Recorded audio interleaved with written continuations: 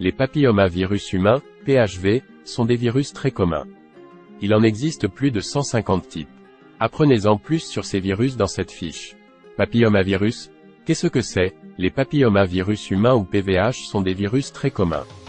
Il en existe plus de 150 types, HPV1, 14, 16, 18, etc.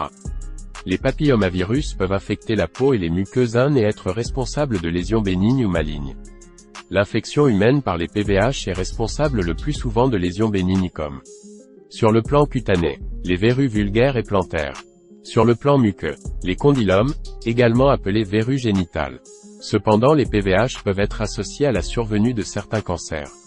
Sur le plan cutané, la survenue d'un cancer de la peau lié à l'épidermodysplasie verruciforme, une maladie rare et génétique, due au PVH 5 et 8.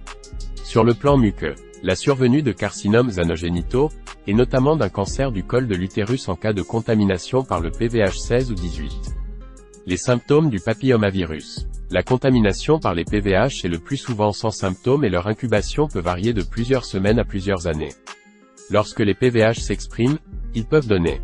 Sur le plan cutané, il en existe de nombreux types de verrues comme la verrue vulgaire, fréquente sur les coudes, les genoux, les mains ou les orteils, elle ressemble à un dôme dur et rugueux de couleur chair ou blanchâtre. La verrue plantaire, située comme son nom l'indique sur la plante du pied, elle a l'allure d'une zone blanchâtre et indurée. On distingue parmi les verrues plantaires, la myrmécie, souvent unique et ponctuée de petits points noirs, et la verrue en mosaïque, constituée de diverses lésions blanchâtres coalescentes. Les verrues planes, ce sont de petites élevures de peau de couleur chair ou discrètement brunâtre, fréquentes sur le visage. Les papillomes verruqueux, il s'agit d'excroissances filiformes sortant de la peau et fréquentes sur la barbe. Sur le plan muqueux, les condylomes forment habituellement de petites excroissances de quelques millimètres rappelant la texture des verrues cutanées. Parfois, les condylomes ne forment que de petites élevures roses ou brunâtres plus difficiles à voir. Il peut également s'agir de condylomes quasiment invisibles à l'œil nu. Chez la femme, les symptômes peuvent seulement être des saignements génitaux ou des démangeaisons. Personnes à risque au papillomavirus. Les personnes atteintes d'un déficit immunitaire, traitement à la cortisone ou autres immunosuppresseurs, VIH/SIDA, etc.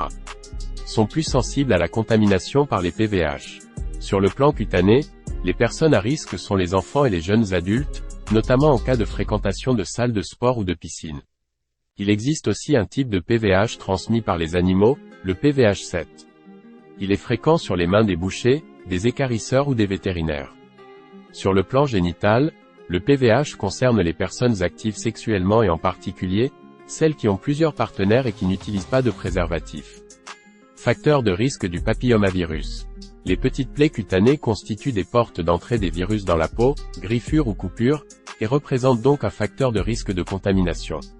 L'infection par une autre IST, herpès génital, VIH/SIDA, etc. est un facteur de risque de contamination par PVH. En effet, il peut exister des lésions génitales constituant des portes d'entrée dans les muqueuses.